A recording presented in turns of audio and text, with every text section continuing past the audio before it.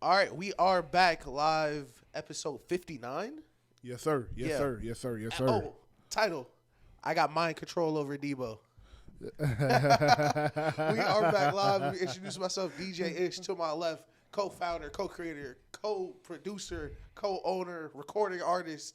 Talk to him, man. Yes, sir, my brother. It is good to be back. It's good to see you. I am Drock. I am one half of the show about nothing. It is great to be back. Please stop, like, subscribe, comment. I appreciate you. We love you. We appreciate you giving us your eyes and your ears.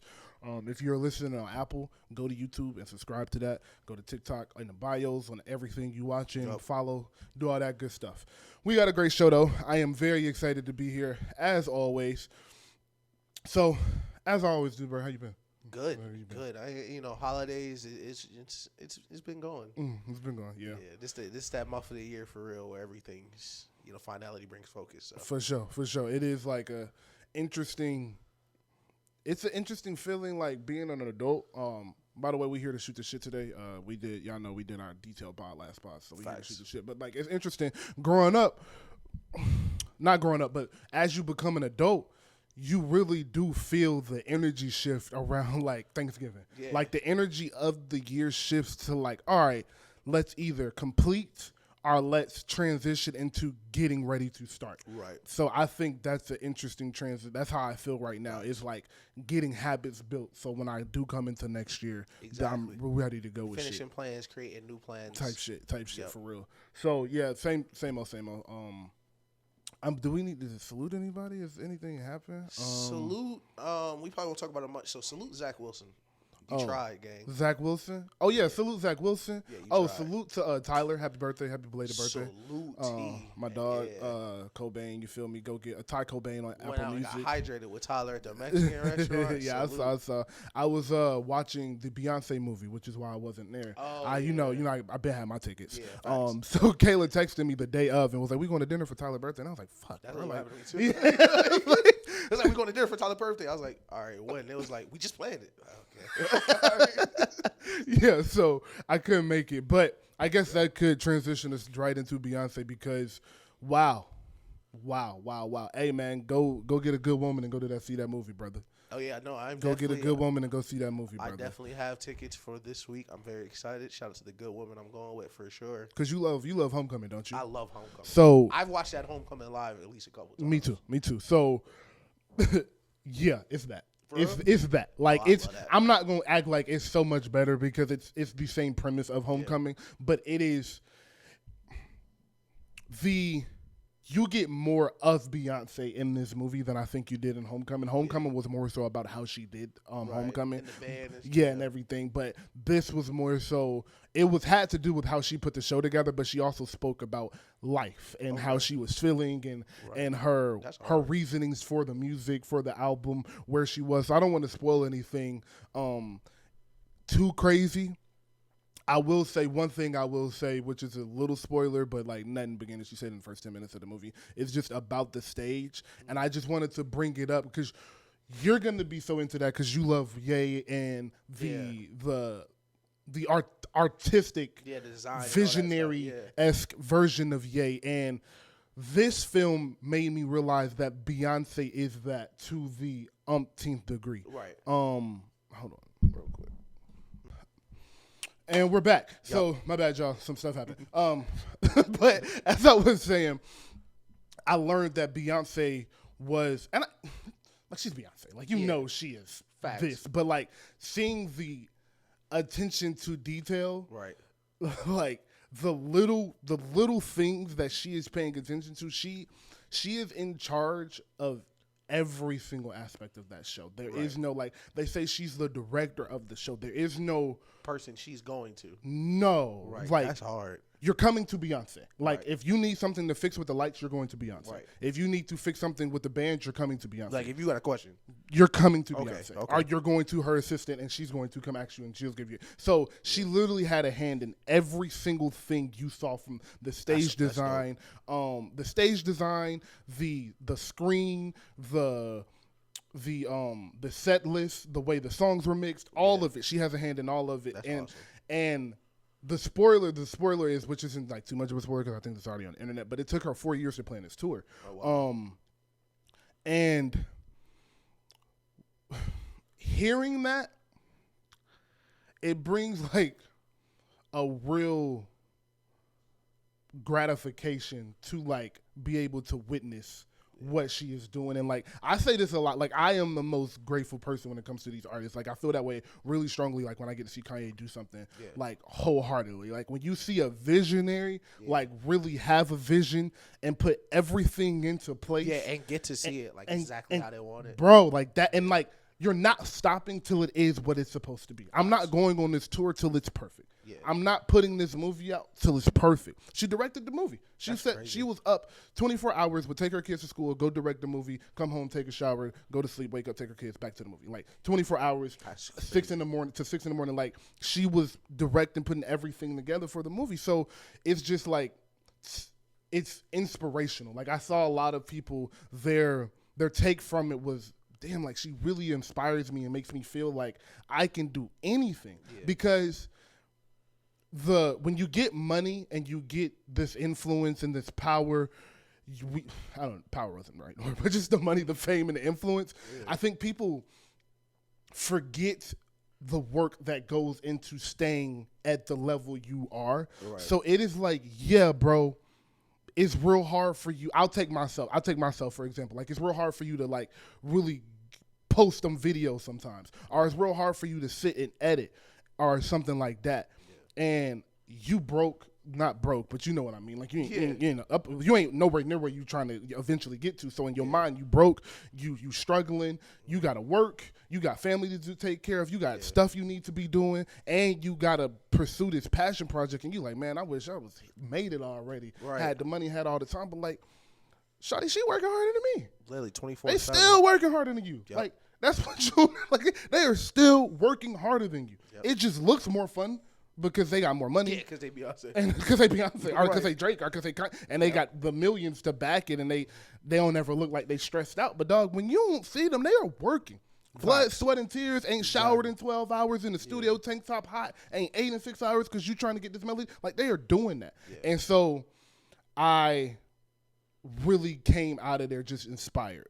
And, like, salute to Beyonce. Like, y'all know. That's definitely salute. And it's, to piggyback off what you're saying, like, it's always great and refreshing. I know you mentioned Kanye, but definitely with Beyonce, Kanye, a lot of these artists that have reached like the pinnacle of being a brand, a person, like Beyonce. Mm-hmm.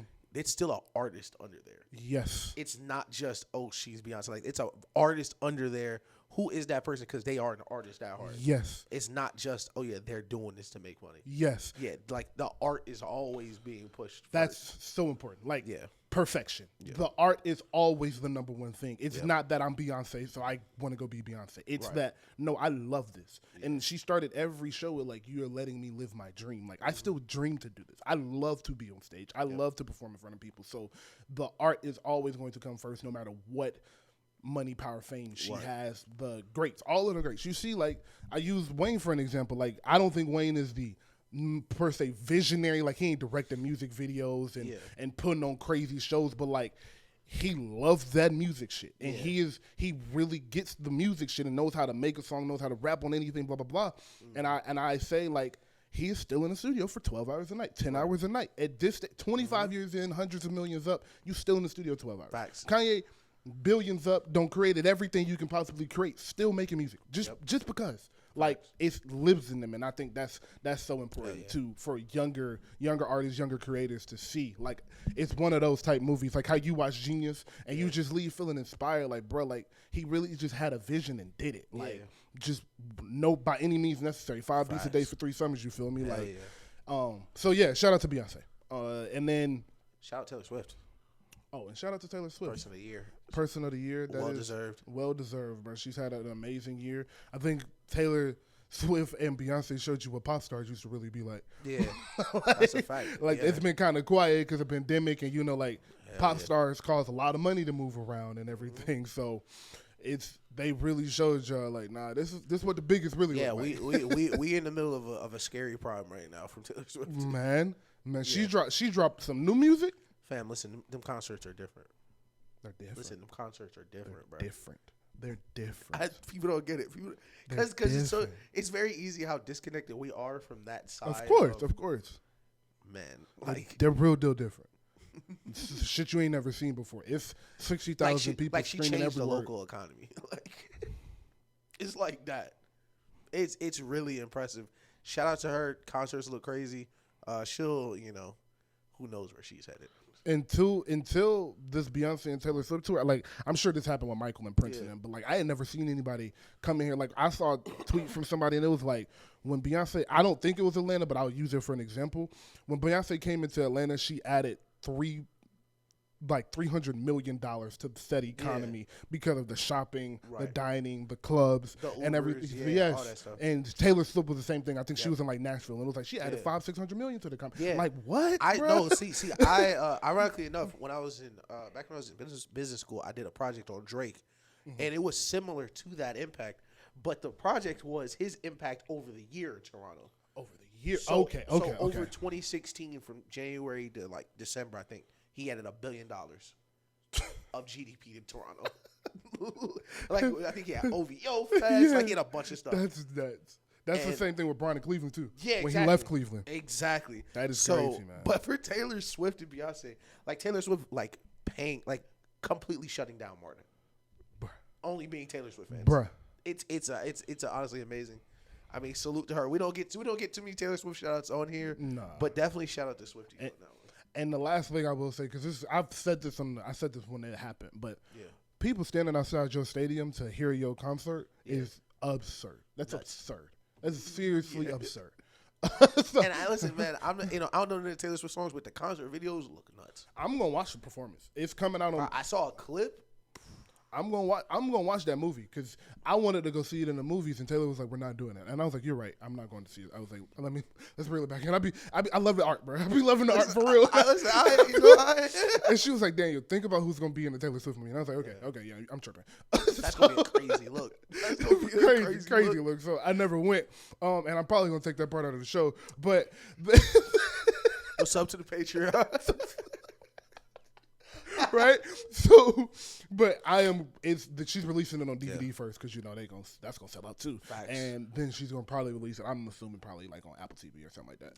It's gonna come out. I'm gonna watch it. And then speaking of the biggest women in the world, well, like you know what I mean. Yeah. But, pop stars favorites. Pop stars, we love you. But Nicki Minaj, yes, dropping her first album in 5 years. The biggest on Friday, which is really tomorrow. It's dropping at midnight tomorrow. She has confirmed because her fans was like, Nicki, you gonna do it to us again? You gonna push this album back again? Because it was originally supposed to come out on 11/17.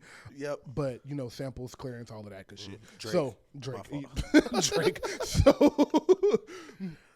So I am really excited to hear what Nicki's been up to, bro. Like she's had a kid. Facts. She's been up, been down, had been in the drama for good things, for bad things. Don't beef with everybody in rap except for Ice Spice. Right.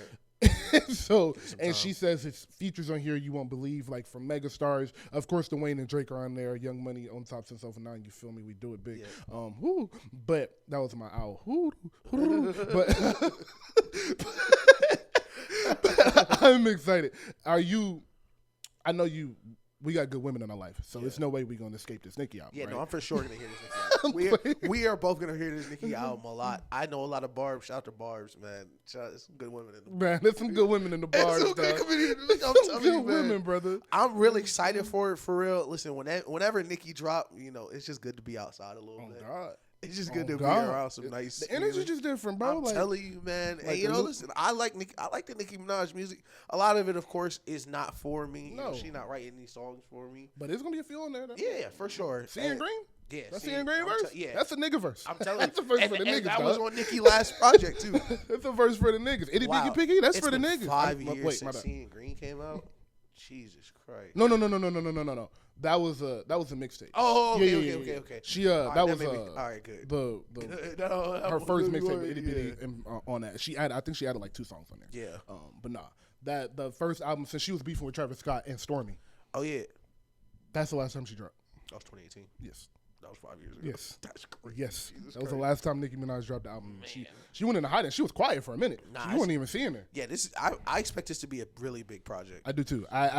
She is talking about it like it's her best project. Like, I mean, she's talking about it like artists should be talking about a project Right. they love and put their blood, sweat, and tears into. So I'm not going to take too many of her words. I'm going to take her words at face value because, like, you're supposed to feel that way about your art. And you Nicki Minaj, of course. Like, Nicki Minaj, yeah. So, Facts. but I am interested to see how the public views this album. I'm really interested to see what she sells, honestly, because 5 years is a long time. But like, her fan base is her fan base, so Facts. I find it very hard for her not to go over 150. Facts. Salute Nicki. Salute the Barbs. Salute Queens. And the last thing, Kanye West. Oh yeah. I wanted to ask you because we didn't get to it too much last show because we was running out of time. But yo, like, you excited? You think it's coming? You think he really dropping? I don't think it's coming. I think that Dirk song is as much as we're gonna get from it. Really. Really? I do. I really do. Wow, that hurts. Yeah, That I hurts. don't see much coming from it because it was supposed to be an album, then it turned into a single. I'm not sure, but it's a lot percolating right now in hip hop. It's a lot of stuff moving around the scenes with Metro and Drake and 21 and choosing sides and what's gonna come Future, out. Future's really close to Future. them. Like, Yeah, it's a lot that's going. It's a lot moving right now. Gunna, Yeah. Lil Baby, like, it's a lot happening in rap. Yeah, I don't think it'll be. If there is anything, it won't be anything really soon. Okay. Yeah. That is what I thought, but I'm sad to hear you say that because me, I'm not believing nothing from Kanye until the music is on my phone. Yeah. So I was coming here because I know you like how I got the Wayne early information. I know you would have it, so I was hoping you would have something for me, but that really hurt my feelings. Honestly, I think it just ends up being a Ty Dolla $ign album. You think so? With some Kanye, with 2 or 3 Kanye with features a bunch on of there? Kanye features, yeah. Okay. I could definitely see that because Kanye's in label stuff right now. It's definitely a lot of moving parts. Okay. That is disappointing, but extremely realistic. Yeah. So let's get into what we do. It was last night, bro. KD versus Bron. Yeah. Thank you guys again. Yeah. Shout out, let's clap it up for KD and Bron. Thank you guys again. Before we get started, I just want to point out that KD's 4-20 without Steph Curry versus Bron. Let's throw that out there. Shout out, Hey, Roby. he said it on me, brother. Shout out, Roby. No. He said it on me. Hey, Man, look, brother. He said it on me. Bus drivers, my fault. All right. So it was a crazy game for real. Come on, man. We want KD on the show, brother. That's a fact. But yeah, last night? Listen, just how did you feel, bro? Listen, great game. I feel great for Cam Reddish. I feel great for Vanderbilt. Vanderbilt getting back, playing great defense. They missed him a lot early in the season with injuries. I thought, of course, the big thing right now, the ending, the call, is it rigged? KD said it's set for them to win. Is it rigged? I don't think so. But the call, for sure, bad. But the call was murky enough, I'll say foggy enough, where I understand where, of course, the NBA has trash referees. A trash referee would blank right there. I know that's like it wasn't that far off for me. Hate to see it happen. You hate to see it happen like this. And whenever it happens for the Lakers or for Bron, of course, it's gonna be a problem. Yeah. But outside of that, I thought it was a great game. It was. You saw the weaknesses in the Suns, right? Some strengths in the Suns, right? Strengths from the Lakers, weaknesses from the Lakers. It was just a great game. Shout out to in-season tournament, just all around. So that's where I'm gonna start. Is the in-season tournament? Shut up, Alan Silver. Congratulations, man. That was a great idea. Great idea. I wasn't familiar with your game for sure. And I think earlier we talked about the positioning of it. Yeah. And it makes so much sense why it's right now. Yeah. And we spoke about okay, well, you can't do it during Christmas because the Christmas games are the Christmas games. Yeah. You can't do it before All-Star break because All-Stars come in and All-Stars right after. Yeah. And you can't do it after the All-Star because people are fighting for playoff position and you don't want them trying to win the tournament at that time. So, this was really the only time, and now that I'm watching it, it's the perfect time because it's right around Christmas. So you got the semifinals next week.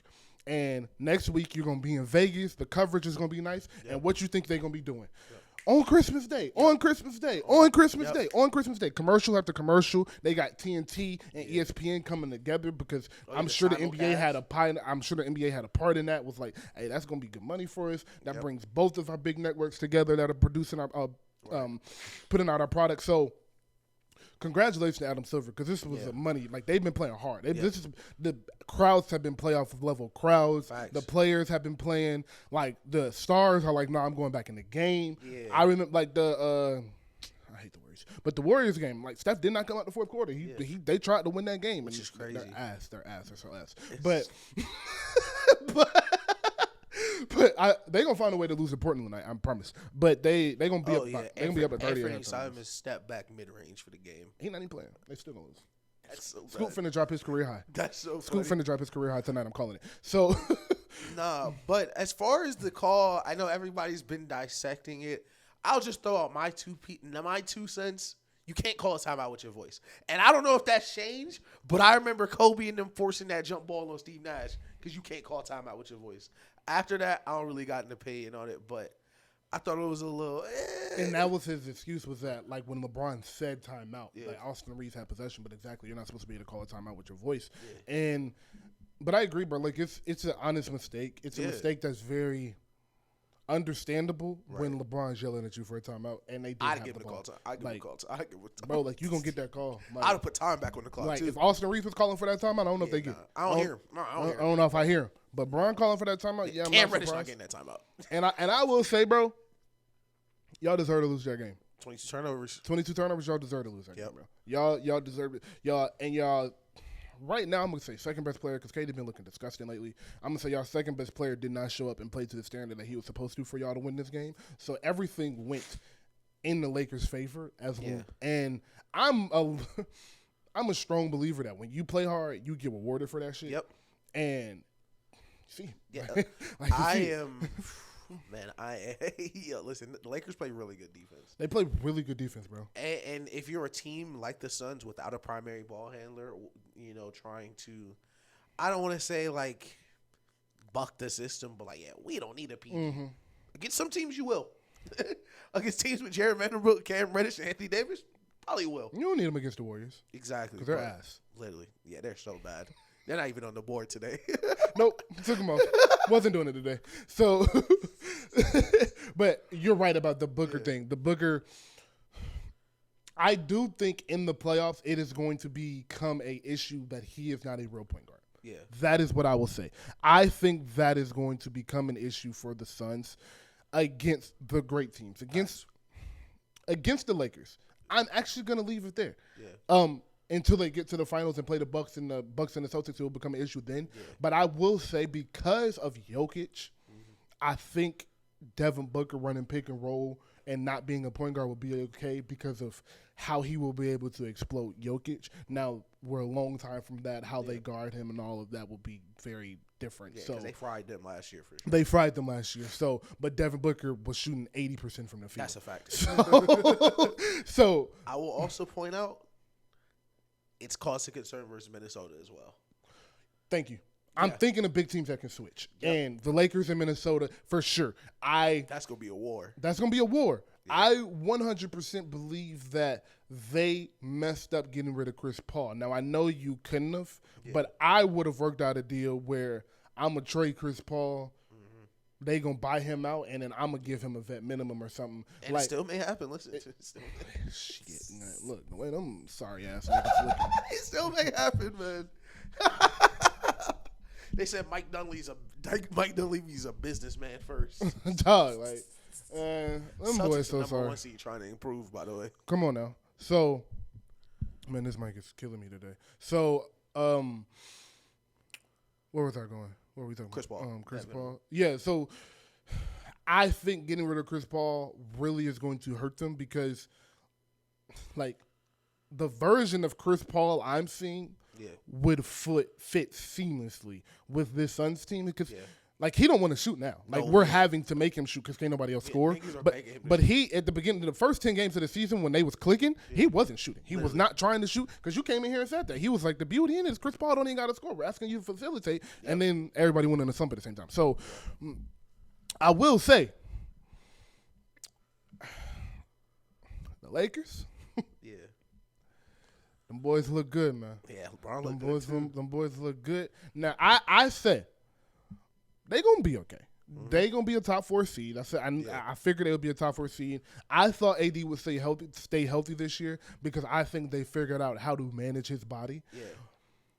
But my only concern is what does LeBron look like at the end of the season? He's done played a lot of minutes already early. He's been the best player, been exerting the most energy, but he's a freak of nature. So I'm never gonna count him out. I'm not gonna say he's not, but I gotta see it against. In a third round playoff series, you would gain 195. I gotta see it then. Right. But right now, what I've seen, man, I don't know if anybody gonna beat them but the Nuggets. I still got the Nuggets as a favorite because the Nuggets are just like that. That shit is just beautiful. Yeah. But I don't know if anybody gonna beat them besides Nuggets and Minnesota. Minnesota might be able to do it. I just don't know if they're smart enough. So with the Lakers, what scares me is their offensive ceiling for sure. For sure. Much like last year where.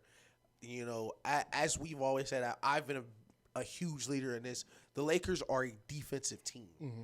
And for the Lakers to be a great team, for them to win multiple playoff series in a row, it has to be on defense like it was last year. For sure. And so for teams that they can just be, you see this versus the Warriors, versus the Suns. Who else did they? I can't remember who else they beat. It's on the top of my head. But where they're just bigger, stronger, you can't get anything easy. Braun's going to get 26 on layups, easy shots, and you're going to look up in the fourth quarter and nobody could get open. Yes. But what worries me is against those teams, come playoff time, those players don't need to be open, if that makes sense. Yes. Like, I worry about, yes, they match up great versus a team like the Suns, but even a team that I think they are better than, like, I worry about them versus the Mavericks. Or versus OKC in the first round. Or Sacramento, a team that can flip a gas pedal. And, you know, playoffs, especially the playoffs, NBA fans, y'all know this, and this is probably one of my favorite part about basketball as opposed to football is it's a game of runs. Especially in the playoffs, you'll see it where even a great playoff series, like I think the Spurs, Heat, Warriors, Cavs, 16, where these are both great teams, but every night it's a run. Yes, sir. And sometimes you're not going to have enough to respond. But in the playoffs, what I saw with the Lakers last year was it's so hard to win a 12-round fight for 4 series. Sometimes you really do just need to blow them off the floor, especially for a team this old. Understood. But with them having to grind Series 1, grind Series 2, I worry about their offensive capabilities as they go farther because, like you said, LeBron's got a lot of minutes on him. And what also worries me is the offensive firepower in the league now. It's kind of they feel like the Cleveland Browns right now. Okay. A team that is like if this was 10 years ago, best team in the league, easy. This was 10 years ago. This is the best team in the league.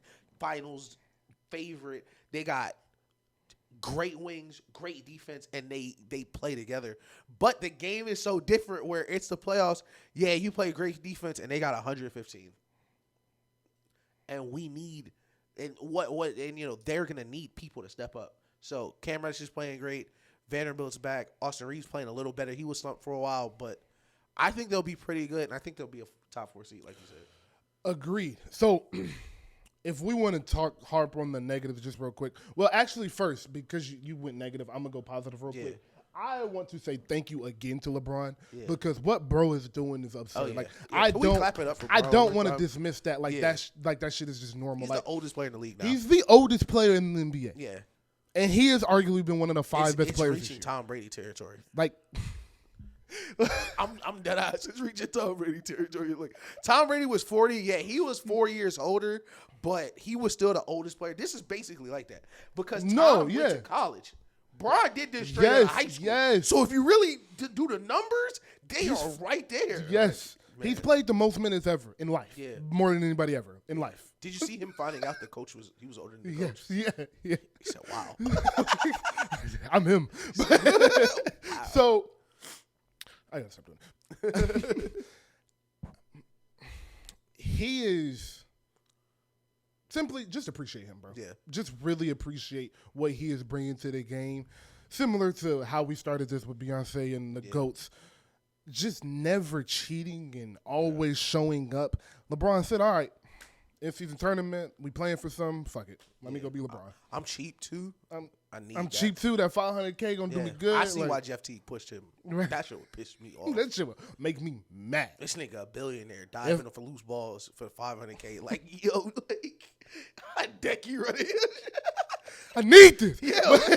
Like the niggas on the 2-way contracts right now for the Suns.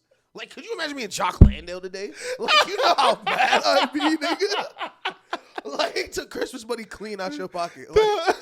Like KD, Booker, they like, oh, we lost. All right, we going home. Yeah. Max $250 million. Jock Landale getting in his regular car. Like, damn. This could have been something different. Oh, my. Agreed. Yeah. But shout out to LeBron, bro. That you look incredible right now. Yeah. The thing that I want to piggyback off of what Ish said about the offense getting stagnant at the time is why I do think that is a issue is because everybody other than LeBron and AD, of course, everybody on that team has a really low offensive ceiling. Yeah. And Austin Reeves, I would say Austin Reeves probably has the highest of the ceilings other than, the two guys. I think he has to be a lot better than he has been this year for them to make any real noise. Right. And I do think they will be a strength in numbers team. Mm-hmm. It'll be LeBron with 27, 28, AD with 25, and everybody else 10, 11, 12, 3 threes, 4 threes, 2 threes. It'll be a community effort, so they won't necessarily need anybody to give them another 17, 18. But you do need somebody in stretches to go create. Right. And if Austin Reeves can't do that in 4 games, they're not. They won't beat Sacramento. They wouldn't beat Minnesota. They wouldn't beat Denver. I don't think they would beat Phoenix. So that would be my only worry about them, other than of course LeBron staying healthy and staying not falling into what a 39-year-old should look like. Facts.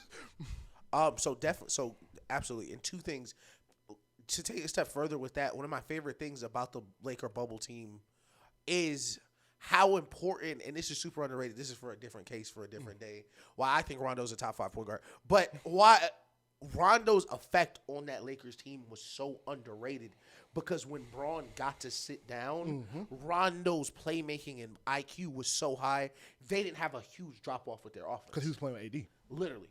So Rondo can play with AD. I mean, I'm not, maybe just as good, splitting hairs, but their offense doesn't suffer as much as when Braun comes out, and now it's D'Lo and Austin Reeves trying to keep him involved when they are not point guards themselves. They are shooting guards themselves. So let me add on to that. I will say that when you – so I know I want to explain this for our audience. I kind of want to simplify it. Is really what I mean by that. He is saying when Austin Reeves and D'Lo are on the court together and Braun's off the court, even if they are playing with AD, they're not capable of – consistently carrying you for the 6-7 minutes that Braun is off the court. And in the playoffs, they're going to have to do that. Yeah. You can't rely on LeBron to play 40 minutes in every playoff game in year and play great defense. And play good defense in year 21 at 39. You saw that last year. LeBron was gassed at the end of that Denver series. He was giving everything he had, but he was every fourth quarter he looked exhausted. Yep.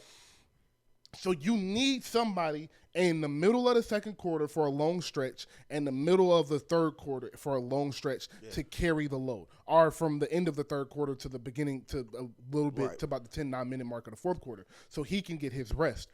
And he is saying that D'Lo and Austin can't do that. And I want to mention that they're going to have to do that with Bradley Beal and Kevin Durant on the court with them. Literally. Are they going to have to do that with Jokic on the court with Michael Porter Jr. and who's their backup right now? Their backup is really good. Christian Braun. And Christian Braun. So you're gonna have to do this with all stars on the court. Yeah. And y'all are not all stars. Literally. So you're gonna beat the Warriors probably more than likely. Because they're the Pelicans. Yeah. The younger teams are the teams that don't have a real guy to stagger, so they don't have anybody to stagger with Steph. They don't really have anybody to stagger with Zion and Bi. So the teams that do Minnesota, Phoenix, and Nuggets, they're going to have an issue with, and that's why I'm saying if they can't do it for 4 games, because you only got to win 4 games. So if they can't do it for 4 games, they're going to have a huge issue unless one of those games Bron is at like 45 and 15 or something like that. Question, how did you feel about Bron getting tossed out? Not Bron, Ime getting tossed out. Ime getting tossed out. Did you see the? Yeah, I saw everything. I saw everything involved in it. I hate it. How funny did you think it was? Hilarious. Okay, absolutely hilarious. I've never seen that before. I've never seen anything like that. A coach is telling a player to stop bitching. That's real. And I've never seen a ref eject somebody and nobody's yelling. That was weird. I thought that was the funniest. I hate possible. That. Because, first of all, Bron, 10 out of 10 gang. We clapped him a lot, but Jesus Christ, that's so funny. Udoka face is so funny, too. Because, all right, jokes aside, he really meant that shit. No, he was dead serious. He was dead serious. That was the second foul they had called on him all game. He said, why you walk over here? He said, why you walk over here, nigga? I'll say it again. I absolutely love it. I don't fuck about who you is, that. Shout out Ime Udoka, former Spur, by the way. Great guy, man. Yes. So I hate it. It's terrible. Why are you doing it? The ejections right now, what's going on with the refs, I've kind of taken a break talking about the refs. I just sent them so many letters and threats. I've been asked to step away, but it's getting so frustrating. It is.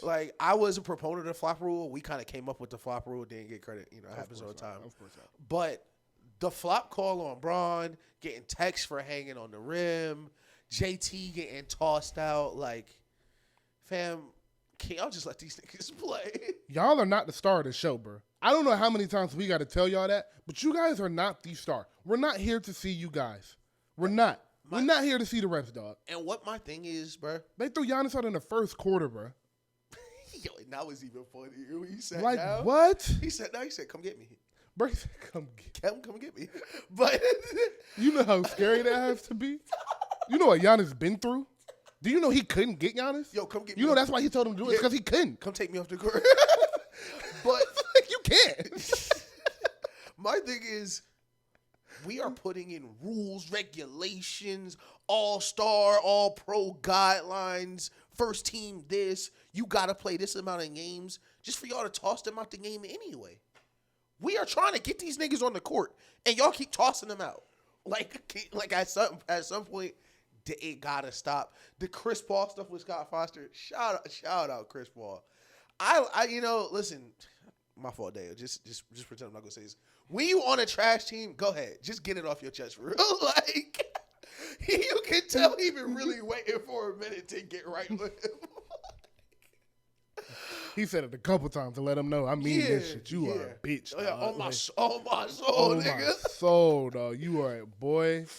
Oh, he meant that. He meant that. Chris Paul was mad as fuck. Chris Paul, I don't want to say Chris Paul like a good dude like I know, but Chris Paul seemed like And Steph had to grab him, turned his head, stop it. I know Steph on Aisha should be like, you would not believe what Chris told Scott. Aisha, I can't believe it. What he said. The words. Oh my gosh. This will probably be our last Steph mention because we're finna get into football. Yeah, they ass. Sorry, Steph, man. Just know they ass. Sorry, dog. He's still him, though. He's still great. He's cooking. I'm finna watch him tonight. He's gonna look crazy. He's gonna score 30. So good, bro. He's so good at basketball. They're gonna be tied going into the fourth quarter. He gonna sit for 3 minutes. What's so frustrating for me is every time I cut on a Warriors game, they up 15, and I'm watching I can't wait to see these niggas lose. They be up 15. I be like, boy, these niggas go lose. So how they gonna do it this time? They gonna find a way, bro. They gonna find a way.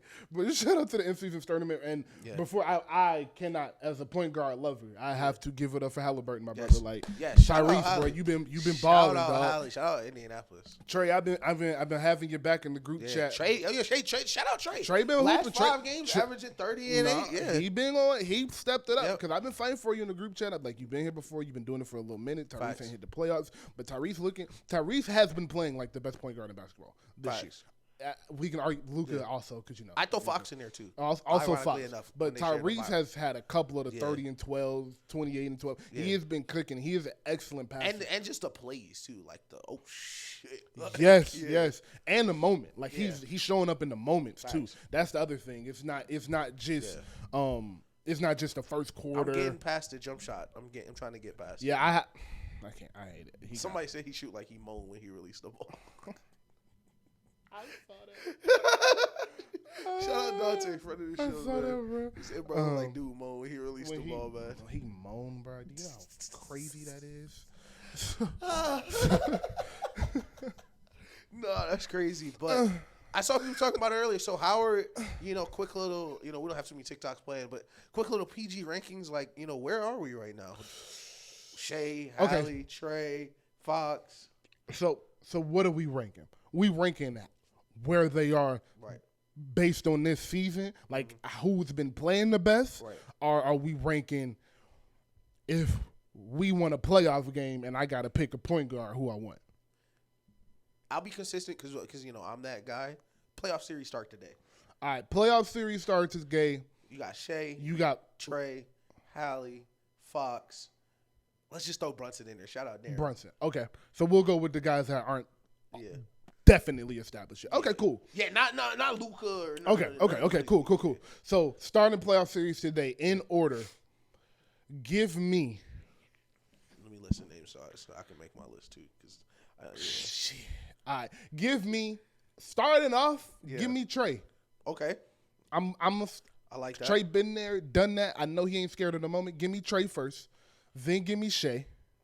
Okay. Then give me Tyrese.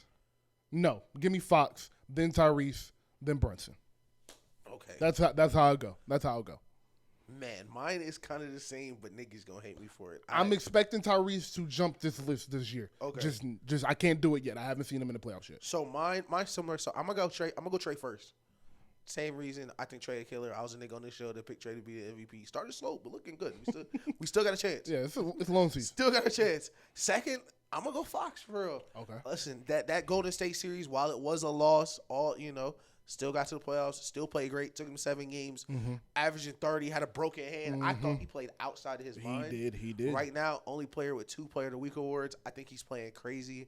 I think his ceiling is ridiculous. Like he feels like what we wanted Westbrook to play like back in the day. Like, he does. Elite athletic, like top 3 athleticism in the league, but always under control. Always, yes. And that's a crazy combination. 3, I'm gonna go Halliburton over Shea. Go Halliburton over Shea. Okay.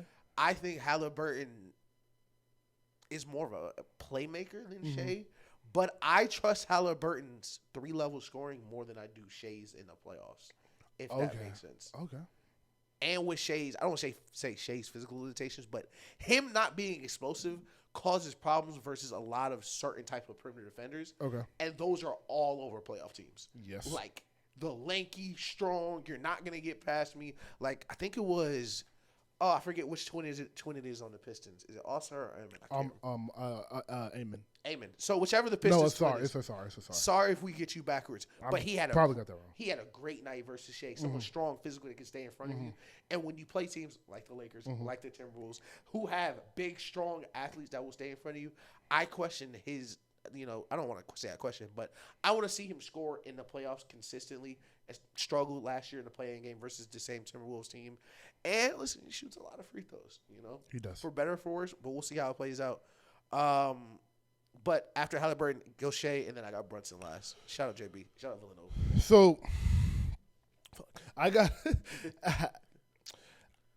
I'm going to... And lastly, just for the Halliburton Shea, because I just know niggas going to be mad. Halliburton got that dog, man. Like Shea got that really quiet, solid confidence. I'm going to cook. I'm him. Like, kids, they be calling it aura. Halliburton got that dog. Like, I need it, nigga. I'm here. I need it. Like, I want it more than you. Like the Jordan Poole shot. I remember Jordan Poole took that crazy shot versus the Lakers last year. Yeah. And everybody was killing him on Twitter.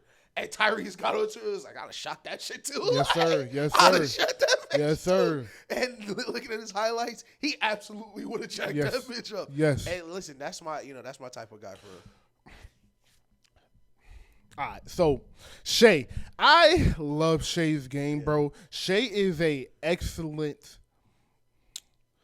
3-level score, excellent 2.5-level score. He's not the best at 3-point shooters right now, which is a huge difference in Shea and Tyrese's game right now. Yeah. But Shea is automatic from the mid-range. Yeah. And I appreciate that. Fact. As someone whose favorite player ever is one of the 2 greatest mid-range shooters ever, I really appreciate somebody that understands how important the mid-range really is. Yeah. And you are never going to speed Shea up. Yeah. He's always going to get to his spot. He is incredible at creating separation. Yeah. He knows how to get to the free throw line. And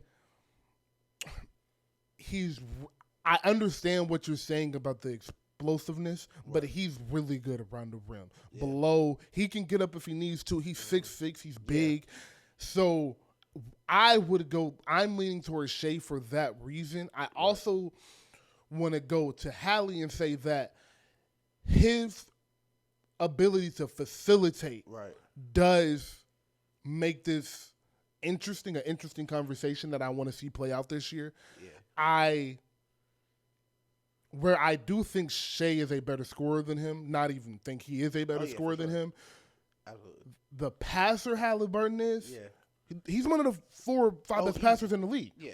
That matters. Yeah. That matters. Being able to throw guys open, see passes that people don't even see, get the ball out on fast breaks so people can fill lanes. KYP, knowing your personnels, accurate passes too, on the nail, skip passes. He's an excellent skip passer. He's a big point guard, 6'7". Never see Magic Johnson again. But he's a big point guard, 6'7", can make every pass. So it's close. Yeah. It's close. I'm going Shea right now though, because being able to just stop and kill in the mid range. And another thing I know, I didn't know if you were going to mention it, but I know you really like it because I know how you hoop and how you like to watch hoop. Excellent change of pace from Shea.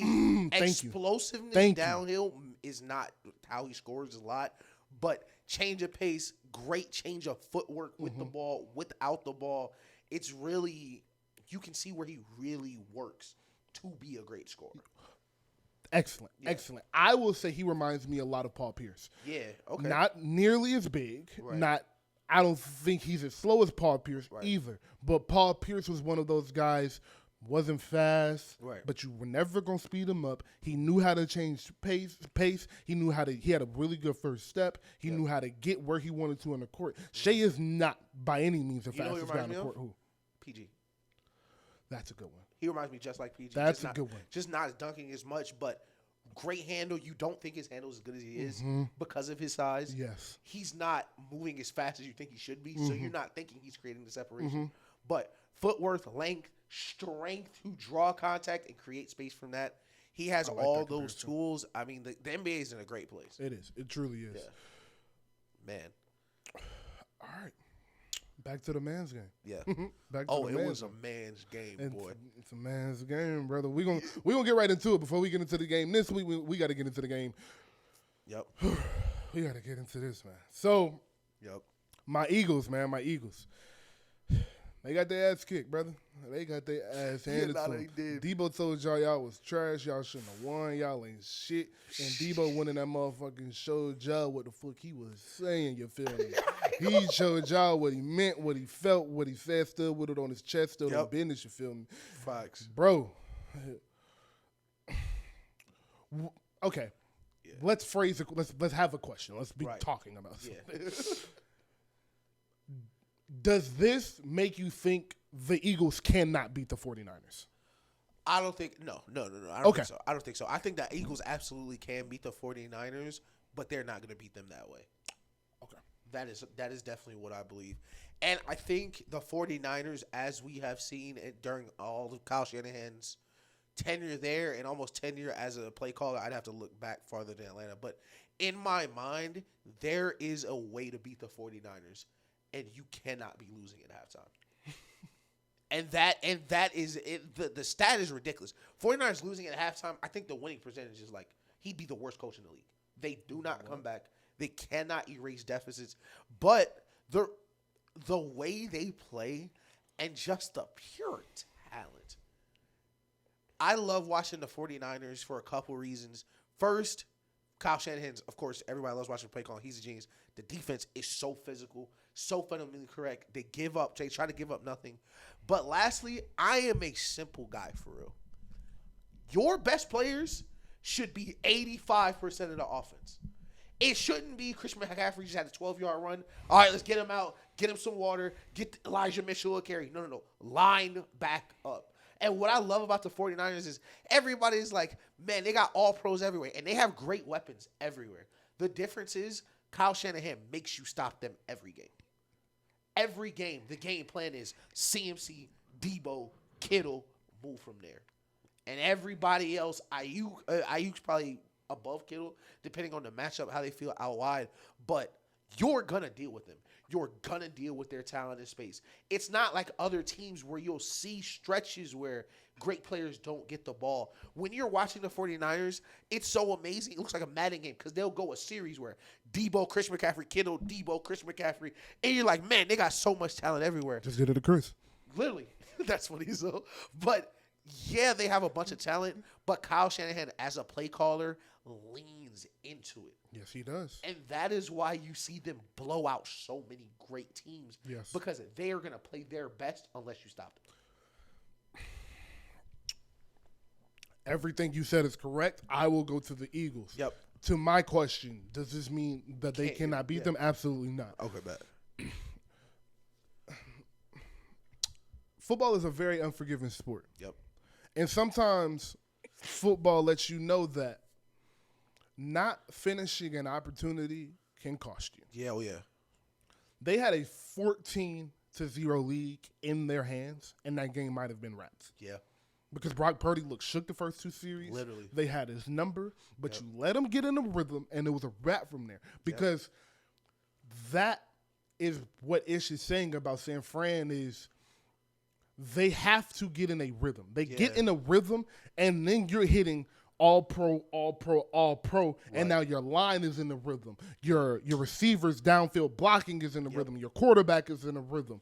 Your play callers are in the rhythm. You're getting to stick on script. The script you had planned, you're getting to run. So the things you know their defense are going to react to, you're getting to run as much as you want to. And you can tell as soon as they started going, using the Deebo jet motion or the orbit motion, that's what they call it. The orbit motion. Those were messing the Eagles up just like they did in the Super Bowl. I don't know what they've been doing in the offseason. I don't know what the hell. I don't know coordinator. I don't know what you guys are doing in the offseason. the orbit motions and the jet motions mess them up. It also messes the Cowboys up, but we'll get there later. I don't know what it is, but they exploited that matchup. And they exploited everything it looked like they watched on film they got to exploit. The Eagles look like we got what we wanted, and then we got away from what we were doing. Yeah. That's simply what it was. The first two drives looked very good, and then we got away from what we were doing. Our quarterback got shook up a little bit, and the game got out of hand by the first possession of halftime. Second possession of halftime, the game was out of hand after halftime. Facts. So I don't think this is an indictment of anything. I want to ask this question. Yeah. What team is going to beat the Chiefs? Yeah. Going to beat Buffalo? Going to beat the Dolphins? And then going to beat the 49ers? And then have to play the Cowboys after that. Man. And if it's one of those teams, replace that schedule and put the Eagles on there. Literally. Who's going to do that? They had beat the best player ever. Yep. Fastest player ever. One of the best offenses in the league. Yep. First MVP wide receiver, hopefully. And had a showdown Yeah. against one of the most talented rosters in football, one of the best quarterbacks in football, still a very good team despite their record. Yeah. Won all three of those games. The 49ers had played one game in 13 days. Yep. I mean, the Eagles had played 3 games in 13 games.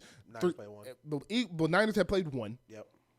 They had all the advantage. They had more motivation. The Eagles had been to the Super Bowl. We won. We think we better than y'all. They came out, looked very good in the first, up until the middle of the second quarter. And then in the second half, they looked gassed and looked like their quarterback had been shaken up and he was kind of tired and shaken up. Yeah.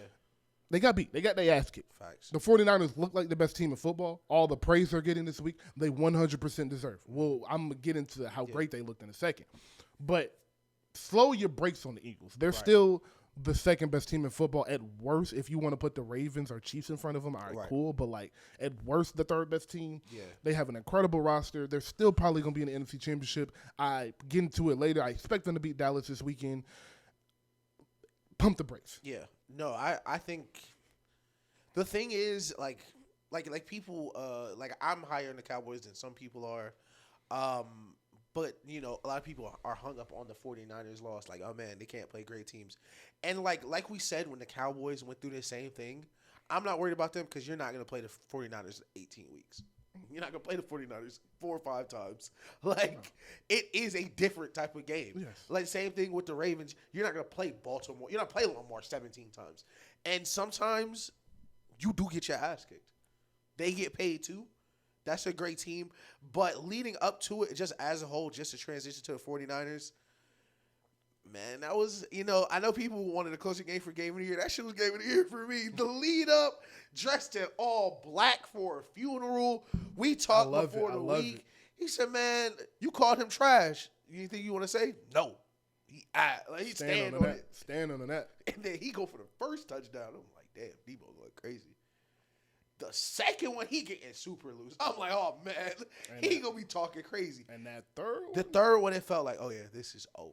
That third one felt like he was running like y'all thought I was fucking playing. Yeah. Like, that's how he was running. Like, y'all thought I was fucking playing? And you know, I of course, in my contract for this show, this will be the part where I talk about Kyle Shanahan. But I did pose the question in my contract that I'm not sure how – we're not sure Nick Sirianni's impact yet. 2 new coordinators, offense and defense, completely new – I don't want to say – it's not a complete new system for both sides, but, you know, different system than it was before. I was a little – the jury's out as far as is their coaching a plus or minus to that team. I think that was the first game I watched, and I thought they weren't prepared. And as you said, with the orbit motions, with the like, there were so many things that are, I don't want to say staples in the 49ers offense because, like, you know, that's why they're staples because nobody can stop them. Mm-hmm.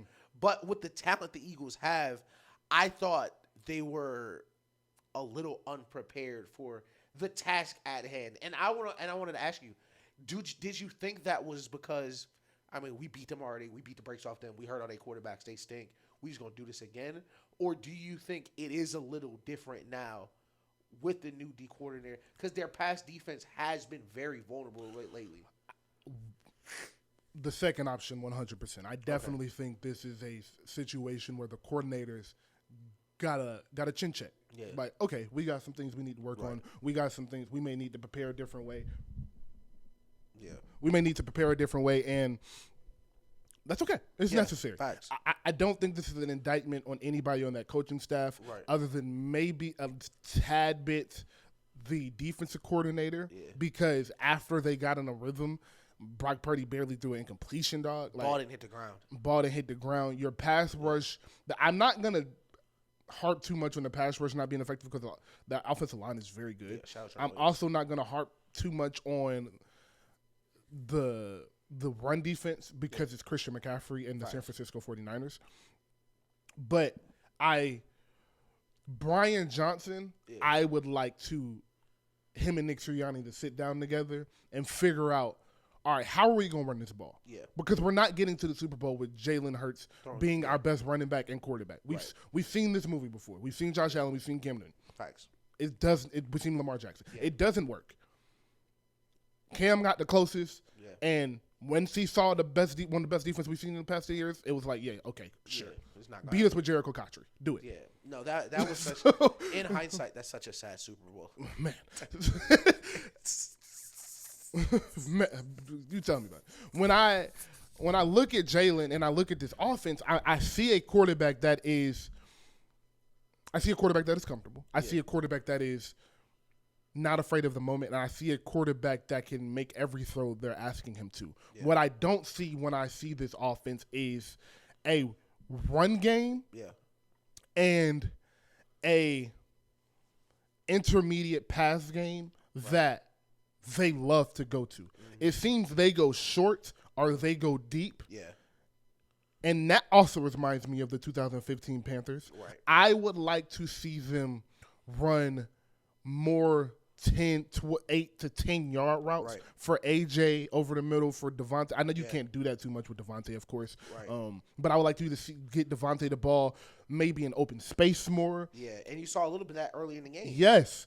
I think that is their next step as they finish the season is working on getting their players the ball in open space. Like, a 40-yard pass over the middle to A.J. Brown where he takes as another 20 yards is great. Right. But we can't win every playoff game like that. We're probably going to be able to beat Detroit like that. Or we might be able to beat Minnesota hopefully like that. Detroit. So, that may work, but I want to see them first figure out how they're going to run the ball. Y'all going to get under center and line up I formation and run the ball. Y'all going to use the RPO correctly. Y'all going to start running a little bit more read options so you save a defensive lineman. Something you have to figure out the run game. Yeah. But after that, I am saying somehow, some way, we got to get our playmakers the ball in open space more. So that's my thing, and what we talked about so much with the Eagles early in the season, because I thought this Eagles team would be better than they were last year, and I still think they probably have potential to be better than they were last year. And then sometimes, even though they're not as high scoring, I think that defense, especially the D-line with Jalen Carter, is a little better than they were last year. But last year, what we talked about is how much gravy they have, how much they go into the game knowing they're going to have. Like, they start off on 1st and 9 already for the tush push, but I felt like last year a lot more, those first 2 downs, they made sure, okay, let's get 5 to 6 yards in these first couple plays so that by the time we get to 3rd and 4th down, we can run the ball. It is an option. It isn't, okay, we can pass or run. What you're seeing now, because they can run the ball so easily later in downs, is they're trying to pass the ball early in the downs. And they talked about this a little on the broadcast. I don't listen to too much of the broadcast, but I definitely caught this where they talked about how much the Eagles pass on 1st down. So teams are, calling plays differently. So they're getting stopped on 1st down. Now it's 2nd and 10. You can't pass the ball. But that's the thing. You can run the ball. I mean, other teams can't run the ball in 2nd and 10, but you can. Y'all have the personnel. So I 1,000% agree. I think this needs to be a 3 yards in the cloud of dust type team that then, okay, we're play action, we're A.J. Brown. Okay, we're Devontae Smith. A.J. Brown has been on fire, going nuts, but I don't think their ceiling goes through A.J. Brown. Okay. If that makes sense. I think their ceiling goes through Jalen Hurts, DeAndre Swift, Jason Kelce, running. Now it's 2nd and 4. Now it's play action. Now it's 2nd and 3. Now it's play action. That's the best version of themselves? Yeah. You think so? Okay. That is kind of how the Niners play, where we're big, physical, and then once we get down, we're rolling downhill. Okay. I agree. Yeah. I agree with everything you said. I want to flip to the other side of the ball before we do get into the dominance of the 49ers. I do want to flip to the other side of the ball because they got 2 really good corners. Yep. Now they have 2 good safeties. Yeah. Their pass defense is bad because of the middle of the field. Yeah. And I think people aren't speaking on that because people keep talking about the pass defense is bad, and it's not. Linebacker isn't sexy. Yep. Most people, I would say, don't even really know what to look for. They don't understand that their pass defense being so bad has a lot to do with the middle of the field being open, and that has to do with the linebackers because the safety can only cover so much ground. Yeah. And if you're in man and you don't got linebackers that can guard, good luck and good night. And another thing about the middle. Shaquille Leonard, great pickup. Yeah, shout out Shaq Leonard. But another thing about their linebackers and some of their backup safeties struggling is to the casual football fan, they're like, man, Deebo is going so crazy. Look what he did to these corners. The real problem is against teams like if it were to happen to the 49ers, to the Ravens, to the Bills with Milano they do not rally and tackle. There's nobody on that defense, and hopefully it's Kevin Byard, who's usually more of a bog, but they need somebody who's ending plays. They don't have enough, whether it's the linebackers not rallying tackle or being athletic enough to get people down in space. You saw so many times versus the 49ers, 5-yard pass, gone. Christian McCaffrey out the backfield. Yeah, he beat his man, but it's 11 people on the football field. When you're playing defense, especially against a great defense, usually they are not allowing yards after catch. This team has I don't know how to describe it. It's like it's like a drop top, kind of. Like, everything is working great, but sometimes you got to drive in the winner. And in games against, like, the 49ers, and we're going to see against Dallas the second time at home, you're going to need to get people on the ground. Because what doesn't kill you is, like, the game plan mistakes. Like, okay, we play this, they call this, that's good prep, touchdown, we can live with that. Like, you're going to the game knowing everything's not going to go perfect. But what can't happen is good defense, okay offense, broken tackle, first down. Broken tackle, explosive play. Because those are the ones that break you because you're expecting to make that play. And Super Bowl teams have to make those plays. So I think that's what I'm looking for right now. I love that point. Yeah. And for the audience, if you do not watch tons of football, Yeah. go and you do want to watch some games to see what we're talking about and why the Eagles are so – what he is saying by they don't rally to the football, go watch the 49ers play defense and go watch 5-4. Yeah. Go watch 54 to do it with the big white sleeve on and the dreads. Him and 57. Him and 57 are at every single play. Right. It could be on this side of the field, this corner of the field. Yep. It could be a touchdown. They are chasing the ball. And it starts with your linebackers. Right. It starts with unless you got a headhunt safety, that's the captain, at Reshon Taylor. But if not, it starts with your linebackers. And the Eagles don't got no real dogs at linebackers. They're inexperienced. N'Kobe Dean, the Georgia boy, he's just inexperienced. Right. And that's why Shaq Leonard coming over there, really being able to give them some pointers, the little pointers, cheat codes veteran at that position, veteran knowledge to make things not so easier for them, because there's no reason Deebo should catch a tunnel screen and end up on the other side of the field with no linebacker touching him. Literally. That's absurd. Yeah. That is absurd. Yeah. So they need to learn they don't fight off box well. Right. They're bad in pass coverage. They can't play man. The linebackers cannot play man to man. And it seems they are slow to react. Yeah. And that's the worst trait a linebacker can have. Right. The best linebackers said hut, and they know exactly where they're going. Right. And the Eagles linebackers don't play like that. Yeah. But to the 49ers, because we can't just keep talking about the Eagles. Boy. Yeah, them dogs. Some dogs over there, man. First, Deebo, Christian McCaffrey, and Brock Purdy looked amazing. Yeah. I expected that. I'm not surprised. I think this game is more so on the game plan of the offense, more so than the offense. Right. I think how they came in planning to execute was done to perfection. Yeah. No, I thought it looked amazing. Everything was intentional, you could see. But what we're seeing in the 49ers is kind of what we talked about as soon as the trade happened. Like, we've never really – last time we saw a back this level in the Shanahan system was when Todd Gurley went to the Super Bowl. And before that is when Terrell Davis rushed for 2,000, went to the Super Bowl, and won the Super Bowl. Having a back of this quality in this type of system opens up so many options, because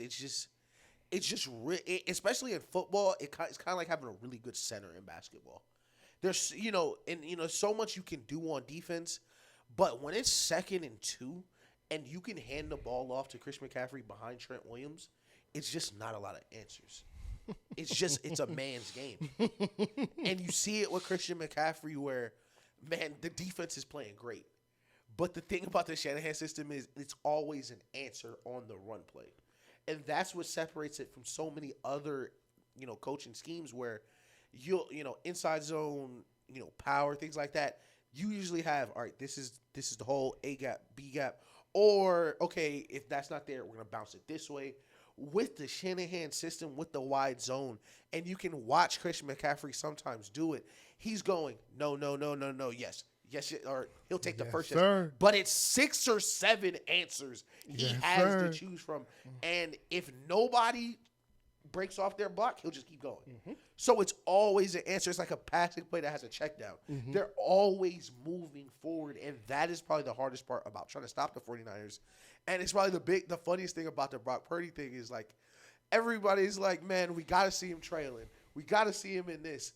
But this system is built to keep him away from that. And that is what's so good about the 49ers game plan. Shout out Kyle Juszczyk. At all of them.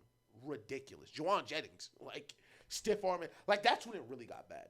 That's what Juwan really got Jennings doing y'all bad. Juwan Jennings stiff arm dive into the end zone like that is. I miss old school coaching. I throw your headset on the ground. Like, come on, lose with some anger. Like, y'all after the game, hey Deebo, nah, y'all just got blown out, fam. Come on, but yeah, Christian McCaffrey. I'm going to speak to why he is able to do that. His vision is top of the line. So the scheme Ish is talking about, the zone read scheme, your running back has to have excellent vision, which is why it is built for an elite running back, because that's a quality of an elite running back, is vision. But the other thing about Christian McCaffrey, besides his vision, is something I just said about the linebackers, is his ability to make that decision before it is even open. Right. Similar to how Peyton Manning, Tom Brady was throwing receivers open. Hey, you're about to come out of your break. The linebacker's over here. I'm about to split this. As soon as you turn your head, ball right here. Yeah. Very similar is that zone blocking scheme. All right, Trent Williams has his guy on this shoulder. He's pushing him this way. And this lineman right here, my guard right here, is about to turn him inside. So that means I'm going here. Right. You a yard and a half away from that. So as soon as that opens, the defense don't even got time to react to that whole open. Yeah. So you're getting the extra 3-4 yards off of that. Now, don't get me wrong. He's not going to break all of these runs open when he sees stuff like that, because defenses are very fast and they're going to collapse. Yeah. But he is able to snag out turn a 3-yard gain to a 7-yard gain, turn a 7-yard gain to a 15-yard gain, turn 15-yard gains to 30-yard gains, and eventually break away and score touchdowns. So those two qualities, his ability to make quick decisions and his vision, just make this system just unfair. And that before I get into any of him being fast, agile, like all of that. And to piggyback off what you're saying is what makes that so impressive is that lineman has to turn him inside. Yeah. And that is what separates it from so many different other schemes, is the trust. It has to be across that line where, okay, we're wide zone. Everybody's going to take a step to the right. We don't care what the defense is doing, what the front is. We are all going to take 1 yard step to the right, and we are going to move from there. And that's what you see. It's so great to watch. And just to wrap it up on CMC, the last thing that really sets it apart for me, because, of course, you watch way more Panthers games than I did while CMC was there. Like, I, of course, saw CMC in passes. I always knew he was an amazing player. But what stands out so much about CMC to me now compared to other running backs, that dude is strong, gang. Thank you. And not just strong where he's not fumbling, he's trucking people. His contact balance and lower body ability to, I'm getting hit on my right leg, and I'm still going to turn. Like, I'm still, like, I forget which run it was. I don't even think he scored. But he went right down the middle, and he literally just, like, and it looks like the shuttle drill kind of, where it's chop, go, go. Where every step he's turning, changing his angle just a little bit, just fitting in these little gaps where the other running backs that you'll see try to emulate this, like, even the ones that are super successful, like A-Chain in Miami, he can scoot through there, but he's moving at this, he's running full speed. But if somebody hits him, he doesn't have the balance to stay up and or maintain his speed. CMC is able to go near top speed and take as much contact as needed getting through there. And that's what you see. And I also want to say this, knock on wood, hope he don't get hurt. But we see what y'all be doing, gang. We see what y'all be doing to CMC. Because CMC be having the extra stuff on them tackles. Hey, they don't. Hey, that's a white boy, but they don't like white running backs. Dog. You know they don't. But that white boy running all over the field like that make them mad as hell. Y'all can't stop it. Y'all can't tackle him. He making y'all look silly, too. But such a nice guy, too. He is. He's a really good person. But as you said, I watched a lot of Christian McCaffrey. I will say this. I watched him a lot at Stanford. Yeah. He was Stanford highlights crazy. His Stanford highlights literally look stupid. Yeah. They look dumb as hell. Yeah. Like who was he playing with? You watch his Stanford highlights, you're like, how did he not win the Heisman? Like, I do not know how he did not win the Heisman, dog. Yeah. He had like 2,500 all-purpose yards that year and like 20-something touchdowns. That is ridiculous. He had some. Yeah, that's a forgotten. I might post some highlights later. That's a forgotten. Yo, his Stanford highlights look ridiculous, but that's how I got it. I saw his highlights one day because it was one of them games he had went for like 300, 400. So I was like, oh, okay. So I started watching Christian McCaffrey highlights every week, and I'm a Panthers fan. They drafted him, and I was like, oh hell yeah. Right. And that season, his rookie season was the season I had League Pass. So I started watching him every game. And, bro, he has gotten everything you were talking about was already there, but he's gotten stronger because he was getting for 3 straight years he got hurt. Yeah. And one of them was a freak accident, but the other one was like, all right, I need to be bigger. My muscles need to be stronger. And I can tell he looks bigger. Right. But he is playing like he is bigger also. But in that, he didn't lose his speed. Yeah. So I don't know who in the hell is his workout and conditioning and all of that stuff, his nutritionist. But they took care of his body because he has been durable these past 2 seasons. And he's getting the ball more than he was in Carolina. Oh yeah. Like are as equal, I would say. He might not because they were giving the ball a lot of Carolina. He probably but as equal, it a little less. He runs it just exactly. And Deebo in the beginning, to switch topics, Deebo in the beginning of the season talked about how he lost weight last season. He came in a little bit out of shape, but he's slimmed down. He's faster, and he's ready to go.